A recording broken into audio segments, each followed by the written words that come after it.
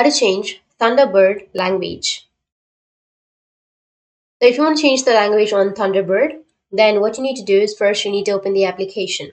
Once you open the application, now you need to go with the top right, which has that three horizontal icons, and you need to go with the settings option. Under settings, make sure that you're under the general settings. On your general, you need to scroll down and you'll find languages and appearance. Or if you scroll down here, you will have choose a language. So you need to go with the drop down and go with search for more languages.